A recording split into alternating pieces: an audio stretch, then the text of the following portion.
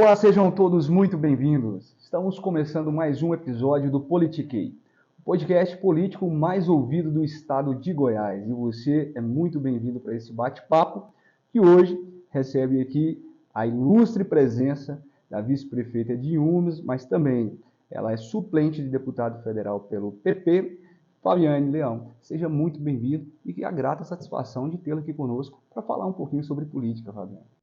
Carlos, eu que agradeço estar aqui presente hoje no Politiquei, que é um podcast extremamente importante e relevante no nosso estado de Goiás inteiro. Eu aqui sou grata. Imagina. É claro, é uma convidada que veio para abrilhantar aqui esse podcast, também para contar um pouco sobre a história, né? Sua história e a história também daquela cidade maravilhosa, né? Que é a famosa Goiabeira. Famosa Goiabeira. Mas que agora está ali crescendo cada vez mais, uma cidade estratégica para o estado de Goiás. Mas antes de qualquer coisa, doutora Fabiane, quero que você se apresente para os nossos telespectadores, né? Quem é a doutora Fabiane? Você é nascida, criada em Inhumas, né? Tem uma formação na área de saúde. Você pode contar um pouquinho dessa história, então, doutora? Eu sou bicha da Goiaba, nascida lá em Inhumas, num antigo hospital que chamava Latifa, que hoje não tem ele mais. A minha formação é médica. Eu me formei no Centro Universitário Barão de Mauá, em Ribeirão Preto. Fiz especialização de homeopatia no ISE, em Brasília, e fiz especialização de psiquiatria no Sírio-Libanês, em São Paulo. Sou também servidora pública de carreira, porque eu sou concursada no município de Inhumas em médica da comunidade mesmo, em médica da atenção básica, que é o programa de saúde da família. E que eu trabalho nesse programa de saúde da família já tem, desde que eu voltei para Inhumas, há uns 17 anos, mais ou menos, que eu estou diretamente ligada na comunidade. Entendi. E talvez essa sua participação no programa de saúde da família foi a sua porta de entrada para a política, para o mundo político, Fabiano, ou não? Isso aí vem também de uma história familiar. Você pode contar um pouco sobre essa relação sua com a política? Eu acredito que os dois. Como médico, ele lida diretamente com a população e a gente sente as dores das políticas públicas efetivas mesmo na vida de cada um.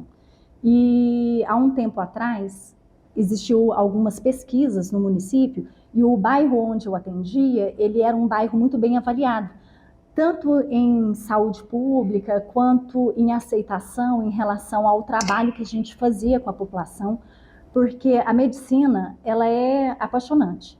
Eu falo que a medicina e a política é um dos grandes instrumentos, e também professores. São um dos grandes instrumentos que a gente tem nas mãos de fazer transformação diretamente na vida do outro. Então, eu acredito que por essa avaliação positiva, da gente trabalhar muito com a alma, né? Se levantou um pouco o meu nome para eu poder ser convidada a ser secretária municipal de saúde, que eu fui secretária municipal de saúde há alguns anos atrás, acho que eu entrei em 2017, saí em 2019, acho que foi isso mesmo. E da minha família, o meu avô, ele era tesoureiro da antiga Arena, que aí foi transformando em PSD, PDS, né? Sim. E hoje é o PP, né? O Partido Progressista, que a gente sempre veio dessa linhagem política mesmo, uma vida inteira. Você falou agora de duas áreas realmente muito importantes, né? Política e medicina, né? E são ferramentas transformadoras. São instrumentos de transformação. Exatamente. E dá para ver também nas suas palavras, sentir, né? Essa emoção e essa empatia, né? Com as pessoas.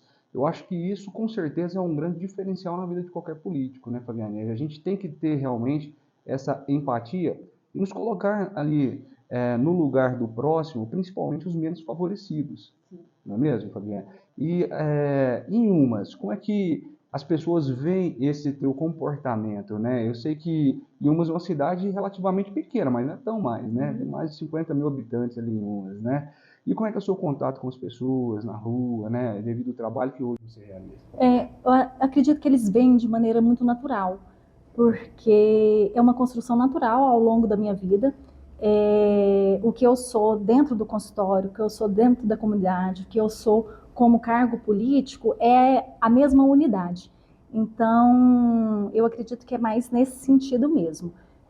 Quando eu fui convidada para ser secretária municipal de saúde, foi muito difícil eu dar o sim, por várias questões. Primeiramente, a gente tem um consenso coletivo de que a política é ruim, de que a política vai trazer vários danos para a nossa vida, e aí eu tinha vários medos. Levei quase 2 meses para poder dar um sim, e sempre dando um não, e a insistência para que eu enfrentasse esse desafio, né? E para eu decidir, eu tinha que vencer vários medos. Eu tinha medo de ser mulher e não ser escutada, porque querendo ou não, a nossa sociedade hoje já diminuiu um pouco, mas ela vem de uma mentalidade patriarcal. E aí eu pensei, será que o prefeito vai escutar todas as fragilidades que eu apontar e os planejamentos que eu sugeri para que faça a política pública efetiva diretamente para o cidadão? Medo de ser enganada, medo de ser corrompível, medo de não ter capacidade de gestão, 1001 medo. Aí, de repente, eu me vi deitada na minha cama mesmo, e veio um insight assim na minha cabeça, como se eu tivesse mais velha e não tivesse feito nada, porque o medo me paralisou. E aí, naquele dia, e eu tinha que dar a resposta do meu sim no outro dia, eu falei assim, eu não vou ficar velha, passar a minha vida e deixando o medo me aprisionar. E a gente sabe que o medo, a única função dele é paralisar. Então eu vou enfrentar. E particularmente foi uma das melhores escolhas que eu fiz na minha vida, porque eu venci vários medos e a gente viu que é possível fazer a transformação. Aí a partir daí, Carlos, eu acreditei na política. Eu acreditei dentro do meu sistema. Então eu mudei a minha crença aqui dentro para que eu possa expressar ela no meu dia a dia, nas minhas execuções, na nossa vida em si. A política é um dos maiores instrumentos de transformação. Aristóteles falava isso em Ética e Nicômaco antes de Cristo. E se a política for feita de maneira coletiva, sem a gente olhar para o nosso umbigo de maneira individual, a gente faz a transformação. E é necessário que as pessoas mudem esse conceito de maneira coletiva, para que elas acreditem na política. E que as pessoas de bem, as pessoas que quiserem fazer essa transformação coletiva, elas se ponham à disposição para poder somar nesse mundo que a gente quer ver. Porque todos nós queremos ver a transformação, não é? Exatamente. Mas aí, o que a gente está fazendo de maneira individual para a gente executar isso de verdade? E quando eu estava como médica lá na atenção básica, sim, eu conseguia, junto com a equipe, a gente mapear as fragilidades. Aí eu pensei assim, eu vou ficar aqui de braço cruzado, sendo que eu tenho um instrumento, só que o medo vai me consumir e não executar. Sim. Então eu vou enfrentar. E foi maravilhoso porque a gente fez uma transformação na saúde do município. A gente conseguiu trazer a saúde para todos, sem precisar de um apadrinhamento. A gente diminuiu a fila que conversava diretamente com o secretário para não existir aquele clientelismo, colocar o sistema para todos e criamos vários tipos de programas que virou até modelo no governo federal. Na época, nós criamos a UBS estendida, que era a noturna, né? Sim. E o ministro foi em Umas, visitar em Umas, que na época o Roberto Balestra era o deputado federal, e levou o ministro lá. Nós apresentamos o projeto, depois eu fiquei conversando com as assessoras, e hoje o governo federal tem esse programa que chama Saúde 0 Horas, que abre das 5 da tarde até meia-noite. Entendi, justamente para diminuir essa fila no atendimento. Né? Nasceu em Umas esse programa, através do acreditar da política. Através da sua gestão como secretária de saúde naquele período, isso, né, que teve presente. Isso é muito importante ressaltar, né? Porque tem pessoas realmente querendo fazer uma política de maneira séria, né, doutora? Sim. Não só pelo poder, não só pela, às vezes, vaidade, né? Mas também para, de fato, tocar na vida das pessoas. E, na verdade, tem muito mais pessoas boas do que ruins. Você acredita nisso? É mesmo, né? Inclusive dentro desse meio político. Sim, existe muito mais pessoas boas do que ruins. Sim. Então, quando a gente fala assim, a política é ruim, não é a política. Somos nós, homens, ainda, que falhamos nessa execução e aí criamos a politicagem. Mas a política, em essência, ela não é ruim. E é essencial. E ela é essencial. Ela é importante, porque ela é o instrumento mesmo que faz a transformação. Bacana. E nessa sua experiência como gestora, né? Até então tinha sido como médica, né? Atendendo diretamente ali a população, os pacientes. Mas você passa, a partir daquele momento, a ter um papel fundamental, né? Que é tocar as diretrizes e as decisões sobre a vida das pessoas ali no que diz respeito à saúde, né? Como gestora, você vai estar lidando ali com vários tipos de problemas, principalmente administrativos. E você já citou, né, algumas marcas ali dessa curta gestão, que foi de 2017 a 2019, né? Que você passou, porém, apesar do tempo, houve bastante resultados, muito avanço, na verdade. Mas qual que foi o episódio que mais te marcou ali, né, como gestora, né? Não só como médica, doutora? Olha, foi a gente perceber que a gente conseguiu fazer ofertas e aumentar o acesso diretamente da população, sem precisar de jeitinhos, fazendo planejamento, porque as pessoas falam muito, às vezes, mal do SUS, ou então da execução do poder público, que é difícil, e realmente é difícil, mas você só consegue executar se existir planejamento, tanto um planejamento financeiro e principalmente um planejamento quando você faz uma gestão horizontal. Eu acredito muito na gestão horizontal. O que é essa?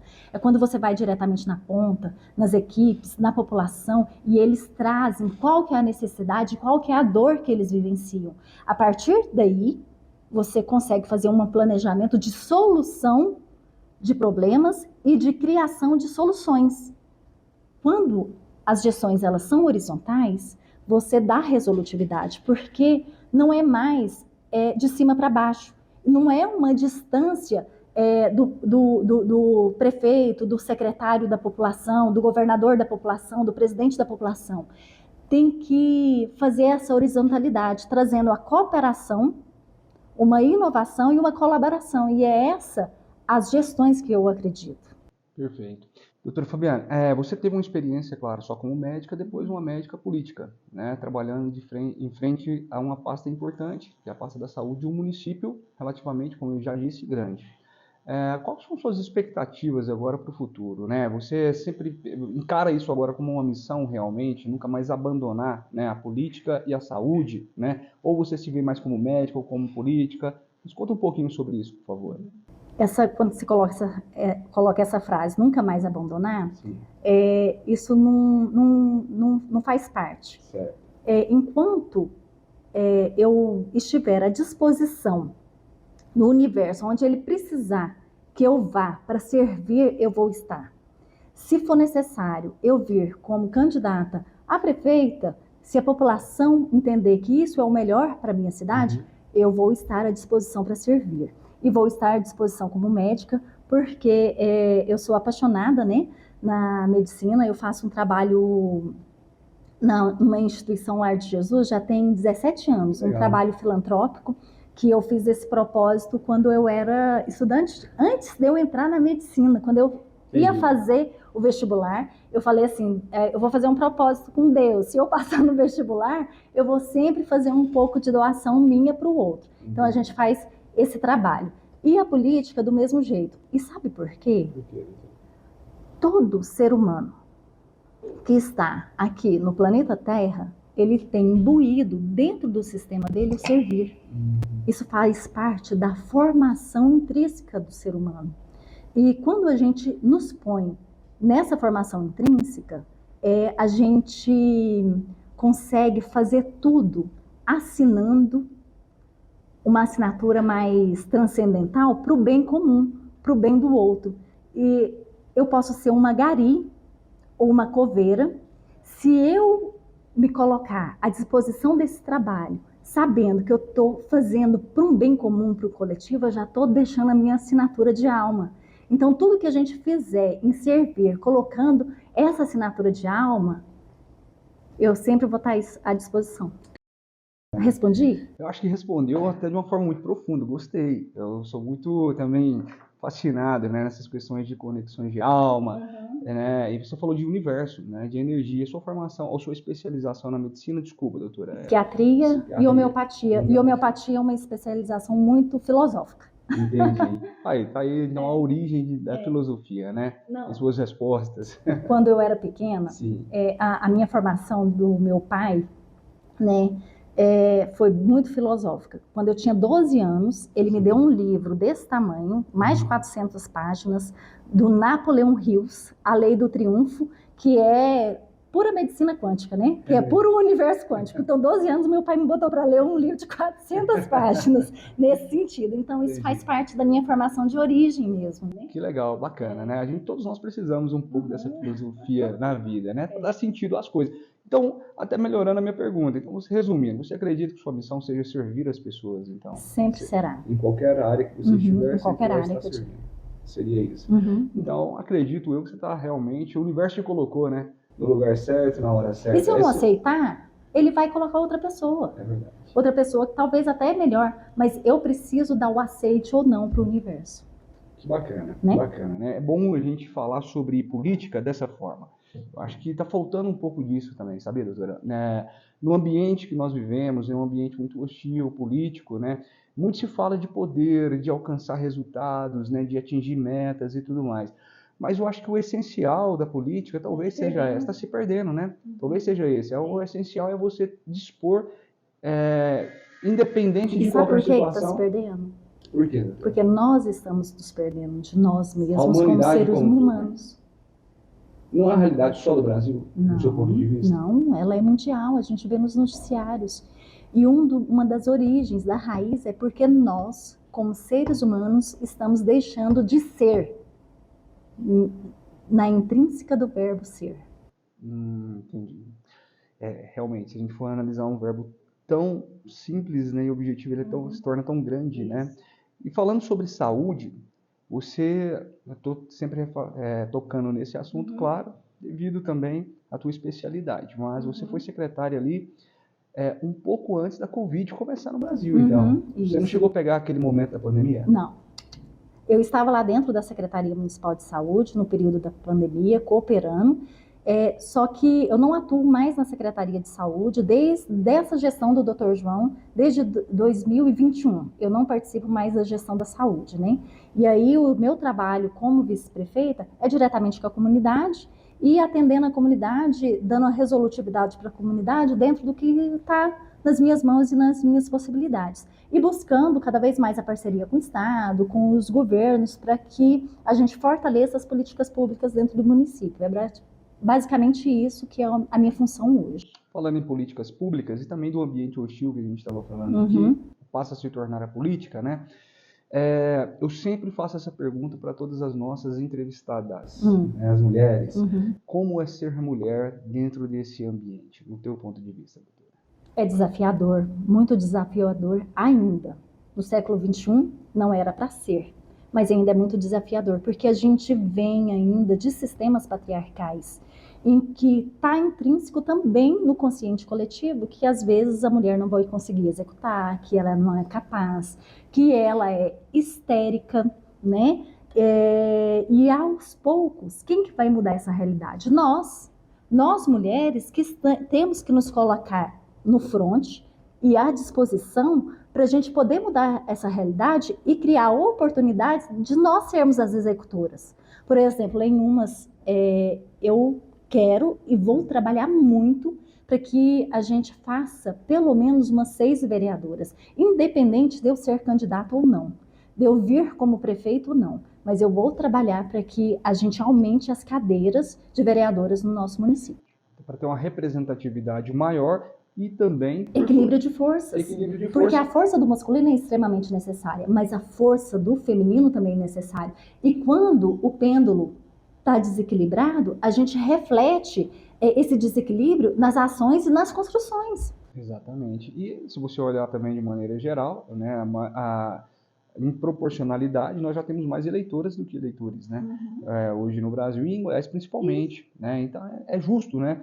Até porque no Congresso nós não temos também essa proporcionalidade, né, de mulheres eleitas. Seria muito bom realmente aí ter, né, Agora, um dos principais desafios que eu vejo realmente, até como homem falando, né? Você, por exemplo, tem a sua profissão como médica, você é mãe, você é esposa, né? Você já nos contou um pouquinho aqui nos bastidores sobre a sua vida. E, além disso, claro, exerce um papel fundamental dentro da política, né? Diante de tantas obrigações, né? Você acha que há, por parte de quem, homem principalmente, né, que está de fora, um certo machismo em olhar tudo isso, né? E ainda tem aquela ideia, né, como você mesmo diz, patriarcal, de que mulher é submissa ao homem, Ainda essas coisas existe todas. muito, Carlos. Eu mesmo vivencio isso na pele, né? Que não era para estarmos vivenciando. Quantas vezes já escutei, até quando eu era secretária de saúde, é o seu marido que manda, sendo que o coitado não sabe nem por onde que passa a política pública de saúde. Então a gente executou por por ação nossa Mérito e mesmo. competência Quantas vezes sua. já escutei, se a doutora Fabiane Leão for prefeito, quem vai mandar é o esposo dela. Isso é uma barbaridade, isso é um absurdo, isso é um desrespeito. E nós, como sociedade de Umas, a gente não vai poder aceitar esse tipo de fala machista que começa a ser entranhada para poder dificultar um processo. Nos dias atuais, isso é quase um crime, né, doutor? É um crime, é uma barbaridade. Não é verdade? Uma barbaridade. Dá até raiva.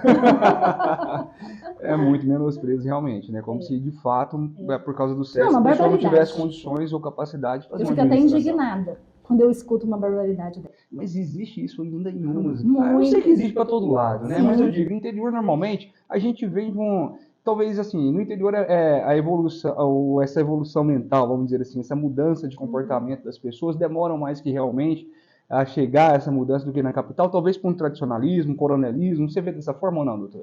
Olha, eu acredito que sim.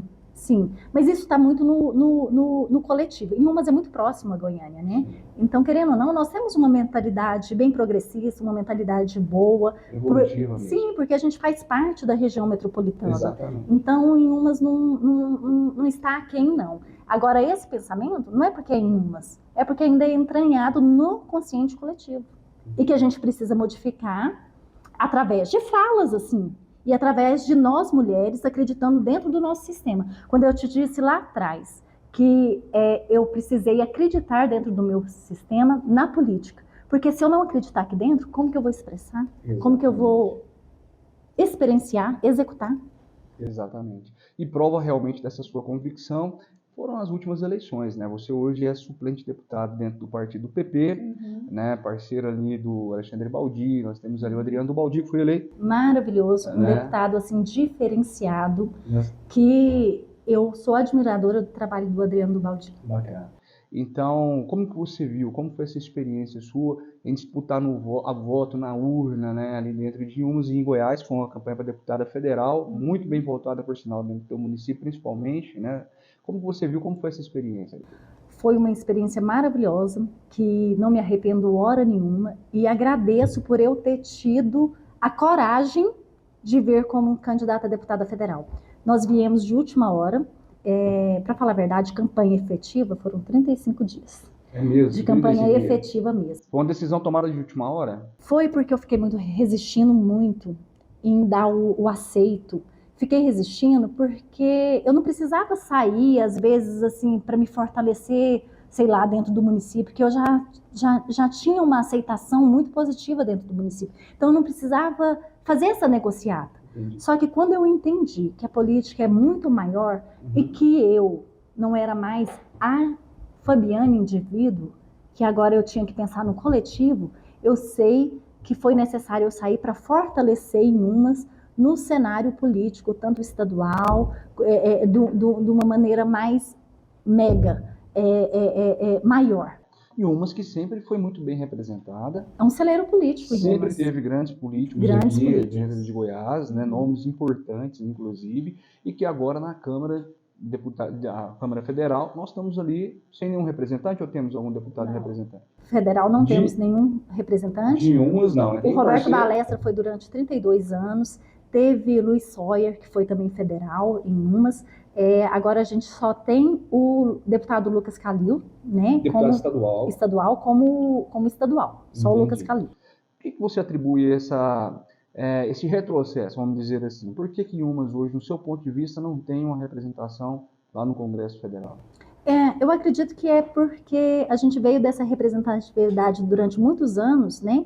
Do deputado Roberto Balestra, que foi um grande deputado, que fez muita coisa por Umas e que agora está sendo necessário, tanto no ciclo executivo da prefeitura, tanto no âmbito da política, um novo ciclo político. Então, em Umas agora, ela vai se reerguer, ela vai nascendo novamente num fortalecimento com os políticos novos que estão aí, né? Lucas Calil é um político do 3º mandato, mas ele é muito jovem. Eu estou aí como política também agora fazendo um novo ciclo político. Eu e o Lucas temos uma relação muito boa, né? Até eu vim como candidata a deputada federal, para não atrapalhar o Lucas Calil como deputado estadual, porque o convite foi para eu vir como deputada estadual, e eu quis fazer uma política diferente. Fui muito criticada, como se eu não entendesse nada de política, só que eu fui muito fiel a mim, ao que eu acreditava, para eu poder dormir com a minha cabeça no travesseiro bem tranquila. Se eu viesse como deputada estadual e o Lucas como deputado estadual, a gente fragmentava forças. E quem ia perder era a cidade. Então eu não precisava fazer um embate pessoal. Além do mais, o Lucas é de dentro da minha casa, é até padrinho do meu filho, do Pedro Elias, e ia se misturar demais as emoções, né? Então eu não aceitei vir como deputada estadual, e aí entendi que era necessário vir como deputada federal para esse fortalecimento de Umas. Entendi. Querendo ou não, houve sim um avanço no fortalecimento, né? Você ficou como a gente suplente, tem que somar e não fragmentar. Quase 12 mil votos dentro de Umas. Isso, muito bem votada. Acho que só o Balestra durante uma campanha teve essa quantidade de voto, né? E a gente já veio assim de imediato com essa expressão. É um reconhecimento, então, por parte da população do serviço que você prestou até aquele momento ali dentro de Umas, doutora. Você vê dessa forma? Sim, eu acredito que a população, ela entendeu a minha leitura, acreditou e confiou na possibilidade dessa nova história ser escrita. Entendi. Inclusive, eu queria te perguntar, hoje como vice-prefeita, né? Qual que é a vantagem que a gente tem nisso? Eu quero saber, até realmente curioso aqui, né? Como pessoas que nunca participou diretamente, né? De uma eleição. Mas, qual é a vantagem de ser um vice-prefeito de um município como Umas? Se é que existe, né? Porque até onde eu sei, o vice-prefeito não tem muita participação em nada, né? Então não tem poder de decisão. Mas eu queria ouvir de você. Qual que está vivendo essa experiência, doutora? Realmente o vice-prefeito não tem poder de decisão. Eu fui ler qual que era a função orgânica do vice-prefeito para saber qual que era a minha verdadeira função e o meu papel, hierarquicamente e até energeticamente no sistema. Vice-prefeito não tem função orgânica, não existe função orgânica. E quando eu vim como vice-prefeita, não existiu uma negociação para que eu assumisse alguma pasta ou estivesse diretamente na gestão. Então, eu não tenho uma participação diretamente nas decisões administrativas. Eu me mantenho, então, como vice-prefeita, à disposição do que for necessário, né, com a população, mas os planejamentos, as reuniões de secretários, diretamente com o prefeito e com a equipe dele. Eu nunca participei de nenhuma reunião de secretário, né, e eu fico à disposição mesmo, só que não tem uma efetividade mesmo. O governo é do prefeito e eu entendi isso e quis fazer também uma política diferente. Porque a maioria dos vices brigam com os prefeitos, né? Sim.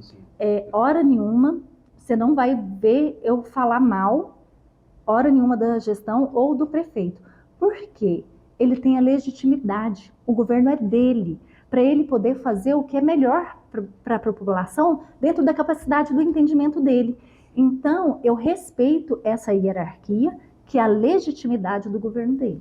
Perfeito. Vamos fazer uma analogia aqui, então, para ver se eu entendi e fique claro aqui para todos, né? Seria como, por exemplo, uma partida de futebol. Tem os jogadores ali em campo jogando, os titulares. Vice-prefeito seria um jogador reserva. Está ali torcendo para que tudo corra bem, mas não está ali participando efetivamente do jogo. Essa analogia mesmo. Não é isso? Ficou perfeito. Né? A gente tem que, no final das contas, tem que torcer muito para que tudo corra bem, né? Por mais que às vezes, assim, eu queira, a população queira, tem que fazer isso. Eu não tenho caneta diretamente, né, para isso. Então, eu respeito as ações e as decisões do prefeito. Entendi. Mas, assim, eu sei que diretamente, claro, as decisões, a participação, tudo é. Mas se você também, indiretamente, não participa de reuniões para tomar decisões, o rumo que Umas vai tomar, a administração? Absolutamente Não, nada disso. nunca participei. Tem grupos dos secretários, de WhatsApp, eu não participo nem dos grupos. Você sabe que é isso que muitas vezes provoca, né? Isso que você falou lá atrás, uma briga entre vice-prefeito, né? Porque o vice quer participar da gestão, o prefeito não deixa, porque é uma questão realmente ali, existe um time titular que está jogando, né? E a gente está ali, como você falou, né? E muita gente, o vice não entende realmente esse papel. Você disse que foi até na Constituição estudar isso aí, então, né? Foi, para eu saber assim, como que eu vou agir, né? Entendi. Até onde que eu posso ir, até onde é o meu papel, para eu não desrespeitar. Perfeito. Mas, não tratando então diretamente da administração da cidade, né? Como que você, doutora Fabiana, hoje contribui, né, ali para as pessoas da cidade? Eu sei que, às vezes, não diretamente, mas indiretamente, você sempre está aqui nos bastidores políticos, correndo atrás de benefício, né? Levando para a população de Inhamas realmente muitos programas, inclusive já vi no seu Instagram ali, você em reuniões aqui no governo do estado, buscando soluções ali. Como que é o seu trabalho hoje, então, como vice-prefeito, ou não como vice-prefeito, esquece isso, né? Vice-prefeito não tem função. Não tem função, então, mas como cidadã como mesmo. agente político, uma cidadã em um mês. Eu busco fazer o que está ao meu alcance. Se eu vejo que tem alguma possibilidade de eu levar para o meu município alguma política pública, algum programa, então eu vou atrás para poder levar. Se eu posso fazer alguma ação diretamente com a comunidade, que eu vou melhorar a vida daquela comunidade, principalmente em atendimentos médicos, eu vou diretamente. Por exemplo, agora a população está me chamando muito para poder olhar mais para essa parte de atendimento diretamente em algumas pessoas que não estão tendo acesso. Então, se eu tiver a possibilidade, eu vou diretamente na população. E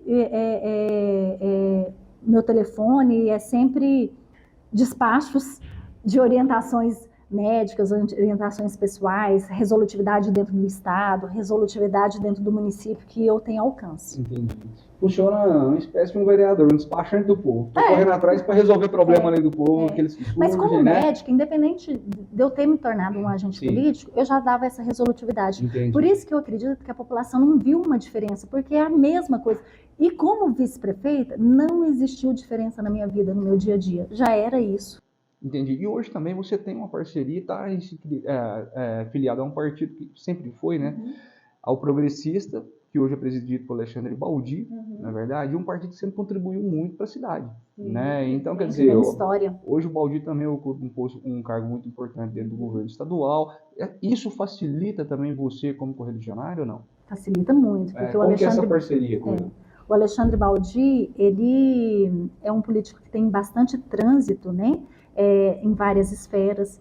É um político também para servir. Ele é servidor diretamente do município. Para o município de Inhamas, ele tem tido um olhar muito importante, igual o Ronaldo Caiado tem tido um olhar muito importante para o município de Inhamas. E isso foi necessário, eu sair como deputada federal para esse fortalecimento. E hoje eu entendo que eu realmente precisava enxergar mais macro. Perfeito. Falando de futuro, quais são os planos, então, desses partidos progressistas ali para Inhamas? Você pensa em se posicionar no ano que vem ali como pré-candidata à prefeitura, né, a disputar essas primeiras eleições sua mesmo ali dentro da cidade, né, como prefeita, porque até então você não disputou como prefeita, disputou como vice. Depois, como federal, seria a sua primeira eleição. Faz parte dos seus planos? Faz parte do plano do partido progressista? Faz parte do plano do partido, sim, né? Como eu disse lá anteriormente, eu estou à disposição para poder arregaçar as mangas, fazer uma nova história política no município de Inhamas e fazer uma transformação em colaboração, em políticas públicas inovadoras, em políticas públicas que vão trazer o cidadão diretamente para o horizontal mesmo, para o poder público. E eu vou estar à disposição se isso for necessário e se a população entender que isso vai se configurar. E aí eu vou ser corajosa novamente. Entendi. Realmente precisa de muita coragem, né, para ir para as urnas e disputar o voto ali da população. Isso aí é um grande desafio, talvez um dos maiores na vida de qualquer agente público, né, Fabiana? Agora, assim, de fake news, mentiras, isso eu não tenho medo. Não? Até porque hoje é comum, né? Isso no ambiente muito político, comum. Principalmente, né? Isso eu não tenho medo. Mas Nada. Pode falar o que for. Porque, pra que eu vou ter medo? Você Se foi não é vítima verdade? de fake news? Você já foi vítima de fake news em Inhamas? Olha, algumas coisinhas assim de alguns perfis, sim, né? Mas nada. Se fui, não enxerguei muito. Por quê? Aquilo se torna um problema se você dá atenção àquilo. Perfeito. E se não é verdade, eu vou perder minha noite de sono para quê? Isso é verdade. E é um problema real. Todo político hoje se preocupa muito com isso, até porque às vezes é o jeito sujo da oposição jogar o jogo, né? Que é desconstruindo ali a imagem do adversário.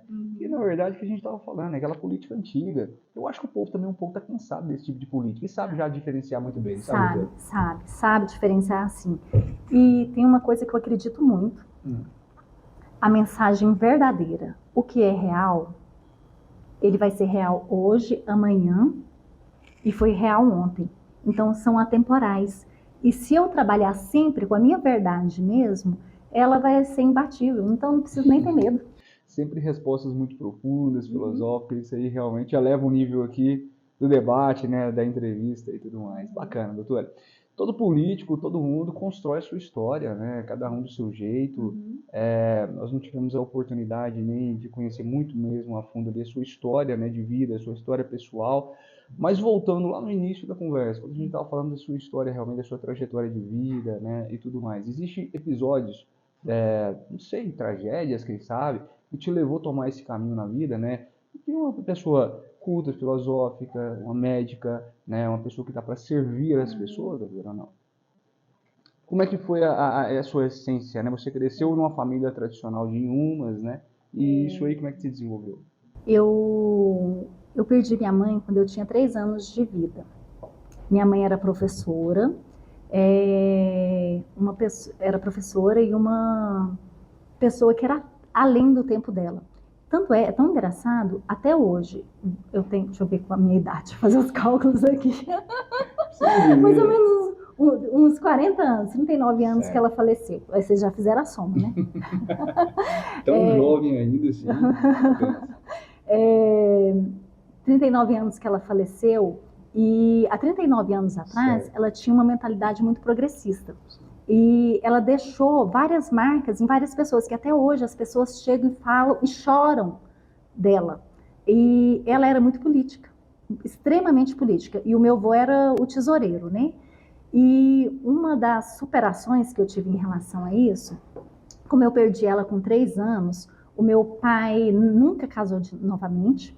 A irmã do meu pai, que chamava Gena, que também nunca casou, foi morar com meu pai. Então ela que deu a estrutura familiar para o meu pai para poder criar eu e meu irmão, né? Então, e meu pai nunca quis casar novamente, ele foi pai e mãe, porque ele acreditava que se ele casasse, eu acho que ele deveria ter casado, porque talvez ele estava, que eu também já o perdi, estaria com a gente até hoje. Só que ele achava que isso ia prejudicar o emocional meu e do meu irmão. Meu pai já tinha essa preocupação. E se ele desse uma estrutura emocional, que hoje a gente fala demais no que é emocional, hoje não é só QI, hoje a pessoa ela precisa principalmente do que é o coeficiente emocional, para que ela tenha sucesso, que ela seja pessoas de alta performance em todas as áreas da vida, porque a gente é multifacetados, né? E quando eu era pequena, eu tive que superar isso. E eu pensava assim, nossa, minha mãe me abandonou. Eu tinha pequenininha, toda criança a mãe ia buscar, o dia das mães. Então, assim, eu sentia essas dores, né? E chegou uma fase que eu falei assim, eu não vou ser a vítima do processo. Eu até emociono. E a minha mãe, hoje eu entendo que tudo é perfeito, o universo é perfeito, Deus é perfeito. Talvez, olha que chato, talvez se eu tivesse sido criada por ela, eu não seria a pessoa que eu sou hoje, porque eu ia ser muito mimadinha, talvez não teria a força interna que hoje eu tenho.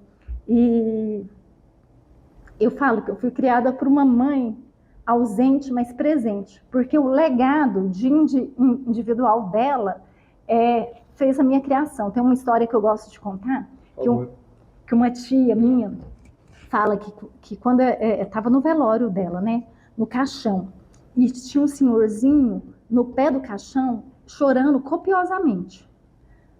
E aí isso levou uma curiosidade em todos que estavam lá naquele ambiente. E essa minha tia chegou nesse senhorzinho maltrapilho, e todo maltrapilho, sujo, sujo, chorando copiosamente, e perguntou para ele, o que o senhor era dela? Aí ele falou assim, ela era a única pessoa que me abraçava e me dizia que me amava, porque ela amava as pessoas incondicionalmente. Então, foi um legado, mesmo a mãe ausente, eu tive a criação de uma mãe ausente, de forma presente pelo legado, porque é isso que vale a pena na vida da gente, né? O que a gente vai deixar de assinatura no coração do outro?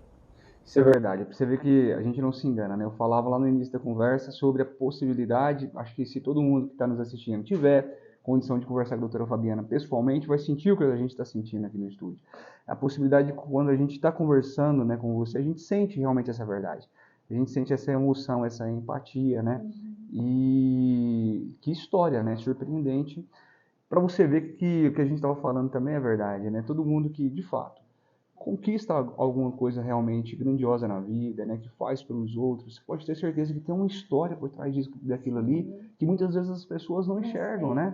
Não sabem. Então, principalmente você que E elas vê... são necessárias para construir a gente, para que a gente consiga fazer algo maior. Exatamente. Elas são necessárias. Exatamente. Eu falo demais dentro do meu consultório, que se a gente conseguir mudar um pouco o pensamento em relação ao sofrimento, a gente vai nos melhorar como humanidade. O sofrimento, ele não é mal, ele não é vilão.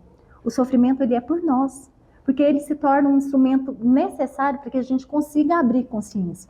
E aí eu até falo para os meus pacientes, quem sabe agora vocês começarem a agradecer todas as dores e os sofrimentos. Eles são bálsamos. Meio louco isso, né? É demais, né? E são coisas também inevitáveis, né? Todo mundo está aqui nessa terra, eu acho que para passar todo tipo de emoção, né? As boas, as ruins, né? A gente não pode evitá-las. Temos que enfrentá-las, não é verdade? Todas são necessárias. Todas são necessárias para você que hoje, para você ver que depois de tanto tempo, depois da sua maturidade, claro, emocional, inclusive, né? Hoje você reconhece que foi necessário também. Foi necessário. Todas as emoções Tudo é ruins, como tem que ser. Tudo é. Você falou de coeficiente emocional. Agora eu fiquei curioso também, porque eu juro que é um tema que eu desconheço completamente, né? Qual que é a importância, então? E me explica um pouquinho mais para a gente sobre isso. É um tema realmente bacana aqui para a gente aprender com a senhora aqui nesse momento. A gente sempre ouviu falar demais em QI, né? Sim. Que é o coeficiente de inteligência, né?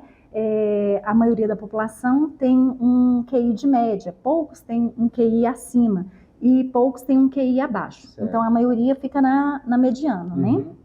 Eu sou totalmente mediano, não sou alto nunca, né? Tenho um monte de fragilidades, não consigo assim me aprofundar nos temas de afinco, consigo fazer várias coisas ao mesmo tempo, mas de forma bem superficial. Então eu não sou lá essas coisas não. Mas o coeficiente emocional é que é necessário a gente introduzir até nos nossos processos educacionais da escola base. O coeficiente emocional é você aprender a lidar com suas emoções, a reconhecê-las, a entendê-las para que você não faça reação e que você aprenda com elas. Isso que é o coeficiente emocional. Você não reagir, você agir nas emoções. Só que nós não fomos ensinados a perceber nossas emoções. E a gente aprendeu de forma errada, lá com os gregos. Quando a gente fala mente sã, coração sã. Já escutou isso? Demais. Muitas vezes. Só que a gente aprendeu errado. Por quê? Vou fazer uma revelação. Porque foi nos escondido perante esse pensamento de crença. Foi nos escondido a perceber nossas emoções. É esse paradigma que a gente tem que modificar. Mente sã, corpo são, emoção sã. É uma tríade. A gente tem que olhar para as nossas emoções para que a gente tenha a saúde dessa tríade e a consciência dessa tríade. Então não é só minha mente, não é só meu corpo, é a minha emoção também. E como que a gente olha para a nossa emoção? Muitas das pessoas não sabem nem nomeá-las. A gente não sabe se a gente está sentindo raiva, tristeza, alegria, rejeição, culpa, remorso. 1001. A gente não aprendeu a perceber elas. E a gente, em crenças populares, cala a boca, menino. Homem não chora, Então, o que inconscientemente a gente vai trazendo de entendimento para o nosso sistema? Não posso expressar essa emoção porque eu sou homem e não posso chorar. Então, isso vai fazendo com que a gente esconda. E uma hora ou outra, isso vai explodir em uma doença física, uma doença mental. Entendi. Se a gente for falar aqui, a gente vai ficar mais 1 hora.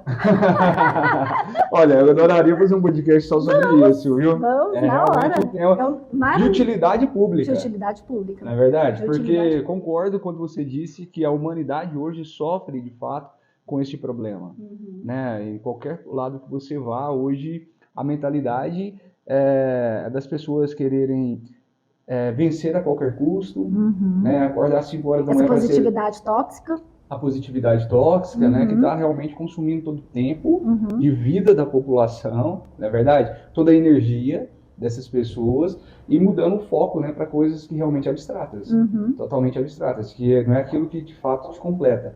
Não é verdade? Eu estou falando com a doutora, né? Mas você estiver falando besteira. Não, mas eu não tenho tanto conhecimento assim também, não. Só um pouquinho. Modéstia.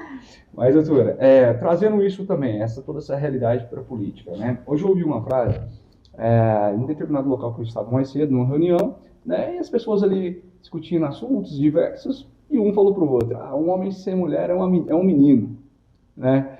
E agora eu me lembrei dessa frase conversando aqui com a senhora, e por quê? Porque eu fiquei reflexivo sobre isso durante o dia. Eu falei, cara, mas muitas vezes, né, o homem se torna um menino com a mulher do lado, não é verdade? Ele deixa de arrumar a cama que ele dorme, ele deixa de querer contribuir na cozinha, de cozinhar, ele deixa de querer contribuir com a educação dos filhos, né? Não é verdade? Então, existe um paradoxo aqui realmente e coisas que poderiam ser ditas, inclusive linkando isso aqui para a política, porque muitas vezes estava falando do machismo implantado na política, estava falando realmente do coronelismo, né? Dessa postura dos homens em relação às mulheres. Você acha que isso não é uma covardia também por parte dos homens? Medo realmente ali de não superar a capacidade que as mulheres têm de administrar problemas, de administrar as emoções, de lidar com, ser mais empática, né, com a sociedade, e muito mais do que isso. Hoje a mulher realmente está crescendo a sua representatividade, mas é um dos principais assuntos discutidos dentro da política, doutora, não é verdade? Isso. Todos nós, independente assim de gênero, tudo, a gente tem a energia dentro da gente, tanto do masculino quanto do feminino. O masculino é da ação, da execução. O feminino é da graciosidade, da amorosidade. E dentro de nós mesmos, independente de gênero ou de sexualidade. Se a minha energia do feminino está demais, eu também, como indivíduo, vou estar em desequilíbrio. Se eu, suponhamos, um gênero feminino e uma opção sexual de heterossexual, e o meu masculino tiver muito de só ação, de só fazer, eu vou ficar em desequilíbrio também. Então, é necessário o equilíbrio dentro da gente, nos nossos 2 polos, que é do masculino e do feminino. E quando a gente está em desequilíbrio dentro da gente, a gente vai refletir isso na nossa vida. Entendi. Fez sentido? Totalmente. Eu acho que para tudo na vida tem que ter um equilíbrio. Resumindo, é isso. Isso. Tudo na vida. Estamos aproximando do fim. Você que está nos acompanhando até agora, muito obrigado pela sua audiência. Não esqueça de curtir esse episódio, compartilhar no grupo do Zap lá, da turma, da família, né, doutora? Para discutir coisas importantes que estão sendo ditas aqui nesse momento. Você de Umas que está nos assistindo, então, espero que esteja gostando dessa entrevista, compartilhe bastante e não deixe de seguir as nossas redes sociais, mas também da Fabiane Leão, @Fabiane... DRA ainda está como doutora Fabiane Leão, com 2 N's. Perfeito, então. Então não deixa de seguir lá, compartilhar bastante e também contribuir com o seu comentário. Pode mandar muitas perguntinhas aí no direct, a gente vai repassar toda para a assessoria aqui da doutora e a gente vai interagir, né, com o nosso público, tá bem? Doutora, como já disse, estamos aproximando do fim e eu queria então, de certa forma, finalizar, né, falando sobre um pouco dos seus ideais para o futuro. O que você espera, vamos dizer, para o futuro de Umas, uma cidade que até então a senhora sonha administrar um dia? Eu espero que em Umas volte cada vez mais a sonhar, a acreditar no seu próprio povo e somar forças dentro da própria comunidade. Porque quando nós, em comunidade, a gente soma força, a gente faz a gente busca, a gente executa o que a gente quer. E Inhumas tem um potencial enorme, principalmente porque ela está localizada estrategicamente. Ela faz parte da região metropolitana, ela tem uma força política muito grande que pode ajudar ela a transformar. Eu falo que a política, a gente veio de uma mentalidade também de um Estado forte, de um Estado detentor de poder, desde o colonialismo. Só que eu acredito muito no Estado como sendo um instrumento só de viabilização para que a própria comunidade possa ser a verdadeira executora das políticas públicas. Eu acredito nessa soma de forças diretamente da população, dos setores econômicos, setores industriais, setores educacionais, tudo. E sendo a política só um instrumento para que a própria comunidade se envolva na transformação dela. Bacana. Falando em setor industrial, não é o forte da cidade, mas existem algumas importantes indústrias ali em Inhumas, né, doutora? Tem sim. E a gente tem que melhorar essa política pública econômica. Inhumas é uma cidade um pouco atípica, porque ela tem que ter uma proteção muito grande da bacia do Meia Ponte. Sim. Então, indústrias molhadas, indústrias poluentes, elas não podem ir, só as indústrias secas. Só que quando uma comunidade, às vezes, está desesperançosa, é onde é a oportunidade para que ela se envolva e a esperança reine e todos façam aquilo que sonha para cada um. Perfeito. E para o coletivo. Esse é o seu sonho, então, para a cidade futuro, né, de Inhumas. Espero que Inhumas volte a ter seus representantes também na Câmara Federal, né, assim como nós temos o Lucas Calil ali. Hoje, essa relação sua com o Lucas Calil, então, é uma relação que você considera boa? Boa, bem consolidada. Bem consolidada. Hoje, então, faz parte do mesmo grupo político, doutor? Faz parte do mesmo grupo. Então, que com certeza vai estar unido agora nas eleições de 2024. Com certeza, porque se a gente fragmenta, quem perde é toda a cidade. Entendi. Por isso que o entendimento dos políticos hoje tem que ser somar forças. Inhumas é um celeiro político. E todas as vezes na história de Inhumas que se decidiu fragmentar, a população que saiu perdendo. Exatamente. Porque tudo gira em torno, como você mesmo disse, da política, né? Então a gente precisa de ter realmente projetos de pessoas bem consolidadas nesse meio, né? Nos representando. Doutora, então, para finalizar mais uma vez, agora de maneira real e oficial, queria que a senhora deixasse, então, olhando para aquela câmera, né, uma mensagem para os telespectadores, aquelas pessoas de Inhumas que estão nos assistindo, né? E, ao mesmo tempo, se despedissem aí de todos. Vamos todos acreditar no potencial de cada um e no potencial da política, porque cada um de nós, a gente pode ser o agente de transformação. O agente público, o agente da empresa, o agente da limpeza, o agente da escola, o agente da indústria. Todos nós, cada um de nós, individualmente, a gente pode ser esse agente transformador. E agradecer o Politiquei, que foi uma conversa deliciosa e gostosa, prazerosa. Muito obrigada, Carlos. Muito obrigada mesmo. Eu que agradeço, em nome de toda a nossa equipe. Seja sempre muito bem-vindo aqui para participar também de outras... A gente pode falar sobre saúde mental. Para falar sobre saúde mental. Adoraria saber mais sobre isso. Até meu nome é pronto. Hoje aqui já foi uma aula, tá? Muito obrigado. Quero agradecer a você que nos acompanhou até agora. Obrigado pela sua audiência. Só compartilhe bastante aí esse conteúdo, então. Curta, siga nossas redes sociais. E não deixe de acompanhar aí os próximos episódios. Doutora Fabiana, muito obrigado mesmo pela sua presença, tá? Abrilhantou, como eu disse aqui, realmente a nossa tarde nessa gravação, nos trouxe muito conhecimento e trouxe muito fácil votos de sucesso para os seus projetos futuros. Estamos falando, talvez, com a futura prefeita de Inhumas, vai depender do tempo reserva, há um caminho, né, umas decisões e tudo mais, mas torço para que tudo corra bem, tá bem? Muito obrigado mesmo e a vocês, até a próxima.